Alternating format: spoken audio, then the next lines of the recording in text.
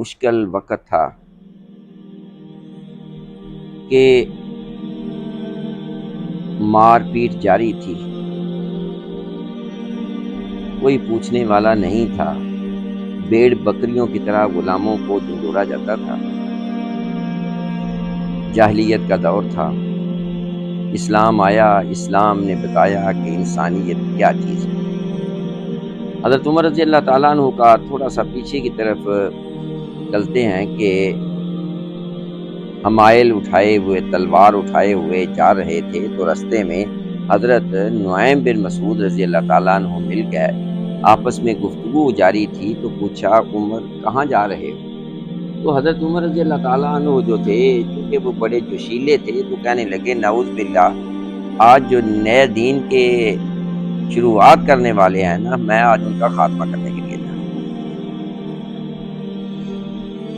بڑے تحمل سے انہوں نے فرمایا کیا خیال ہے اگر وہ دین جو لے کے آئے ہیں تمہارے دین سے سچا ہو،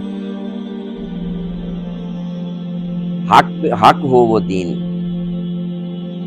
غصے میں آ گئے تو حضرت نعیم بن مسعود رضی اللہ تعالیٰ عنہ فرمانے لگے اچھا، اگر تیرے گھر والوں میں سے کوئی مسلمان ہو جائے تو پھر؟ وہ جذبات میں آئے اور فرمانے لگے مجھے بتاؤ کون؟ اس نے کہا تیری بہن اور تیرا بہنوئی مسلمان ہو جائے۔ اب وہ سیدھے ادھر جانے کی بجائے راستہ بدلا، دروازے پہ دستک دی۔ حضرت خباب بن ارت رضی اللہ تعالیٰ عنہ قرآن کی تعلیم دے رہے تھے، قرآن سنا رہے تھے۔ ان کو قرآن کی تعلیم سمجھانے میں مصروف تھے کہ دروازے پہ دستک ہوئی تو پتہ چل گیا کہ عمر آ گئی۔ حضرت خباب کہتے ہیں پہلے تو میں چھپ گیا کہ عمر بڑے ڈاڈے اور سخت ہیں، میں چھپ گیا، دروازہ کھولا گیا تو بیٹھ گئے۔ قرآنی آیات تو انہوں نے سن لی تھی، جس طرح کہ میں نے کل بیان کیا تھا، سورہ الحاقہ کی تلاوت بھی سن چکے تھے اور ان کے دل کے اندر نرمی آ چکی تھی۔ تو فرمانے لگے اچھا یہ کوئی دھیمی دھیمی سی آواز آ رہی تھی، وہ کیا پڑھ رہے تھے؟ وہ دونوں نے بہن بہنوئی نے کہا کہ بس ہم ویسے باتیں کرتے ہیں۔ نے کہا باتیں نہیں کرتے، کچھ پڑھ رہے تھے۔ تو بہنوئی کہنے لگے آپ کا کیا کہنے کا مطلب ہے؟ ماننے لگے میں یہ پوچھنا چاہتا ہوں کہ سنا ہے کہ تم نے باپ دادے کو دین کو چھوڑ کر نیا دین اپنا لیا ہے۔ تو انہوں نے آگے سے جواب دیا اگر ہمارے دین سے وہ دین بہتر ہے تو اسی کو قبول کرنا چاہیے۔ جذبات میں آ گئے، غصے میں آ گئے، اور آپ کے بہنوئی نے فرمایا کہ اگر وہ دین سچا ہے تو اشہد ان لا الہ الا اللہ واشہد ان محمد عبدہ۔ یہ پڑھنا تھا، یہ کہنا تھا تو ٹوٹ پڑے۔ آپ کی بہن حضرت فاطمہ فرماتی ہیں کہ انہوں نے میرے خامند کو اتنا اس کے اوپر لتاڑا، اتنا ان کے اوپر زد و کوب کیا تو مجھے یہ ڈر ہوا کہ کہیں عمر جو ہے انہیں کچل نہ دے، کہیں انہیں ختم نہ کر دے۔ تو میں نے کہا بھائی جان اگر یہ دین تمہارے والا اس سے بہتر دین ہے، وہ سچا دین ہے، تو میں بھی اشہد ان لا الہ الا اللہ واشہد ان محمد عبدہ ورسولہ۔ بڑی بات تھی، ہاتھ میں ڈنڈا ہو، تلوار ہو پاس، اور چھڑانے والا بھی کوئی نہ ہو تو کلمہ حق کہنا جو ہے کتنی بڑی بات ہے، بڑی سعادت تھی۔ انہوں نے اتنا زور سے تماچا مارا۔ آج میں ایک روایت پڑھ رہا تھا کہ سر پہ زخم آ گیا اور خون جو تھا وہ بہنا شروع ہو گیا۔ خون جو تھا وہ بہنا شروع ہو گیا. جب خون نکلتا دیکھا تو فرمانے لگے اچھا وہ مجھے بھی پڑھ کے سناؤ. بہن کہنے لگی تم ناپاک ہو، اٹھو پہلے جا کے غسل کرو. غسل کیا، فرمایا تو ناپاک ہے، تیرے ہاتھوں میں نہیں دینا، پڑھ کر سناؤ. جب پڑھ کر سنایا، جب یہاں شروع کیا نا بسم اللہ الرحمن الرحیم، پہلے لفظ سے وہ کہنے لگے یہ کتنے پیارے نام ہیں. بسم اللہ الرحمن الرحیم، اس کی بڑی فضیلت ہے. جو یہ بسم اللہ الرحمن الرحیم ہے اس کی بڑی فضیلت ہے. یہ کسی دن اس کا صرف اس بسم اللہ الرحمن الرحیم پہ بیان ہوگا کہ اس کی اللہ تعالیٰ نے کتنی فیوز و برکات رکھی ہیں اللہ کے نام.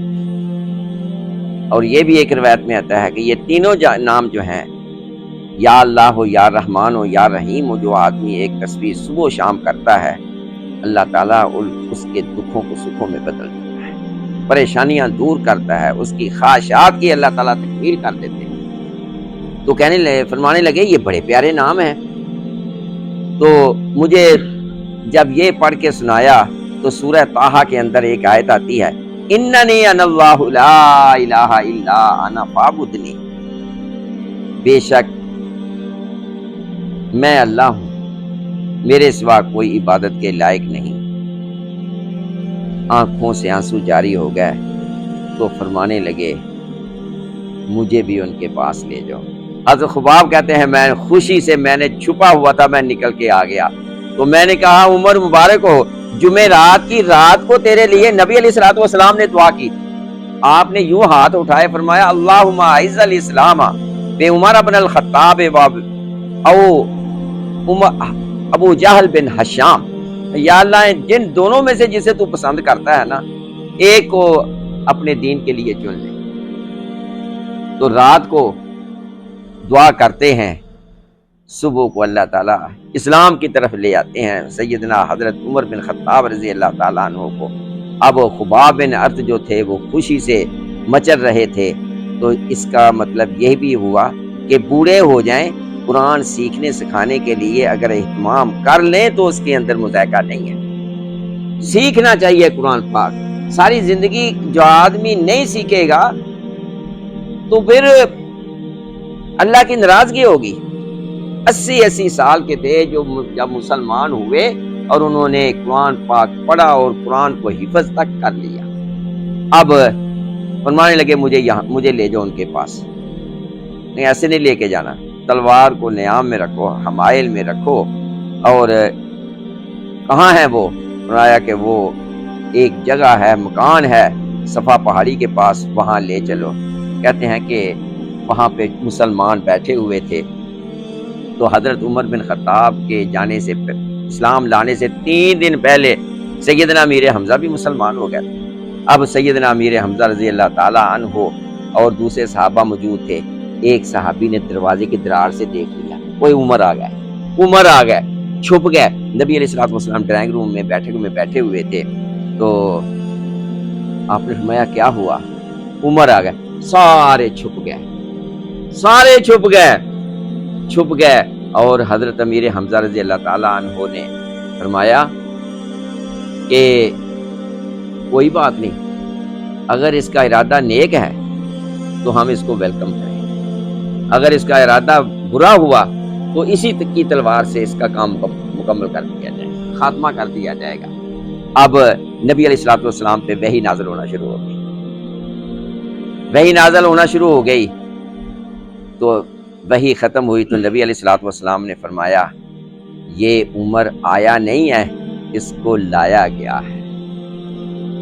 اور حضرت عمر رضی اللہ تعالیٰ عنہ بڑے فخر سے فرمایا کرتے تھے کہ میں دعائے مصطفیٰ ہوں، اور نبی علیہ الصلوۃ والسلام دعائے خلیل ہیں، 4000 سال کے بعد قبول ہوئی. ہزاروں سال بیت گئے تو انہوں نے کعبۃ اللہ کی دیواروں کو پکڑ کے دعا کی تھی، بنیادیں اٹھا کر اللہ میں ایک ایسا نبی بھیج دے. تو فرمایا کہ میرے لیے رات کو نبی علیہ الصلوۃ والسلام دعا کرتے ہیں، اس لیے میں دعائے مصطفیٰ ہوں. نبی علیہ الصلوۃ والسلام دعائے خلیل ہیں اور میں دعائے مصطفیٰ ہوں. تو نبی علیہ الصلوۃ والسلام بھی فرمایا کرتے تھے سارے صحابہ میرے مرید ہیں اور عمر جو ہے میری مراد ہے. حضرت عمر رضی اللہ تعالیٰ عنہ نے جس وقت نبی علیہ السلام کے پاس پیش کیے گئے تو تلوار جو تھی وہ نیام میں تھی اور آپ نے کپڑے کو پکڑ کے اور جھنجھوڑا. عمر